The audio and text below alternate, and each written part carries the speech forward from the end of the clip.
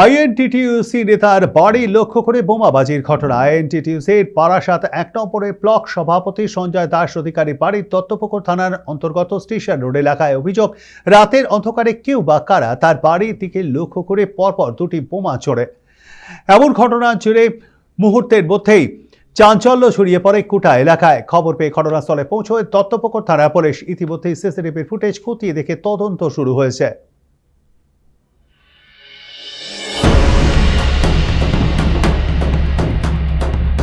Duttapukur station road সংলগ্ন একেবারে হাটখোলার এই যে বাড়ি, সেই বাড়ির সামনে কিন্তু গতকাল রাতে গভীর রাতে বোমাবাজি হয় এবং এখনো কিন্তু ছড়িয়ে ছিটিয়ে পড়ে রয়েছে সেই বোমার সুতুলিগুলো।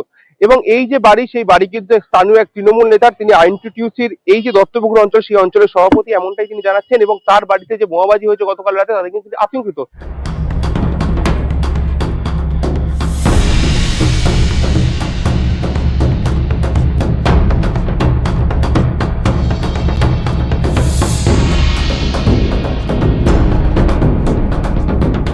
দেখুন, আমরা বাড়িতে খাওয়া দাওয়া করছিলাম, সেই সময় একটা আওয়াজ হয়। তার ঠিক মিনিট সাথে মানে ২-৩ সেকেন্ডের মধ্যে ফের একটা আওয়াজ হয়। তো আমরা বেরোই, পাড়ার লোকজন সবাই বেরোয়।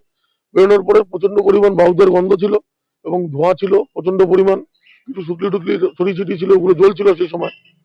তো আমি সাথে সাথে আমার নেতৃত্বকে জানাই, অরিন্দ্র মুখার্জিকে, ব্লক সভাপতি, এবং উনি সাথে সাথে থানায় ফোন করে, থানা থেকে পুলিশ প্রশাসন আসে।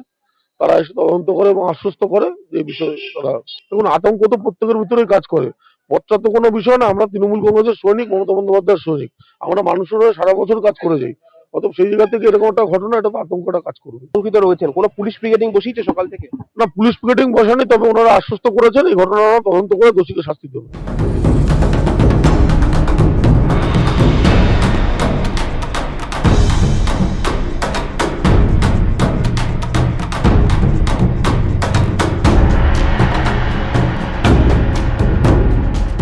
তখন আমার হাজবেন্ড সবাই বাড়ি এসছে, আমরা কথা বলছিলাম। প্রচন্ড ধোঁয়া, প্রচন্ড গন্ধ বেরোচ্ছে বারুদের, বেরিয়ে আমার এবার আশেপাশে সব লোকজন বেরিয়ে আসলো। আমার যেহেতু বর দায়িত্বটা পেয়েছে, এবার ধারণা করছি কি থেকে কি হয়েছে সেটা বুঝতে পারছি। খুবই আতঙ্ক। হ্যাঁ, পুলিশ এসছে, বলছে আমরা দেখছি তদন্ত করে।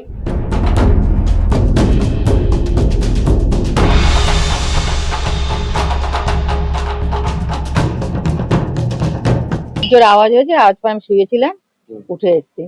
উঠে দেখলাম ওই আগুন, বারুদ, খুব গন্ধ, ধোঁয়া হচ্ছে, এটাই দেখলাম। তারপর আরেকটা ওই কিছুটা গেলে পরে শনি মন্দির, ওখানে একটা আওয়াজ হয়েছে। আবার একটা কদমতলা, ওখানে একটা আওয়াজ পেয়েছি। মোট 3টে আওয়াজ পেয়েছি। হ্যাঁ, একটু তো ভয় তো লাগবে, আতঙ্কিত তো হবে। একটা আওয়াজ হলো না ফট করে, এবার শুয়েছিলাম, কেঁপে উঠলাম, কি হলো ওটা।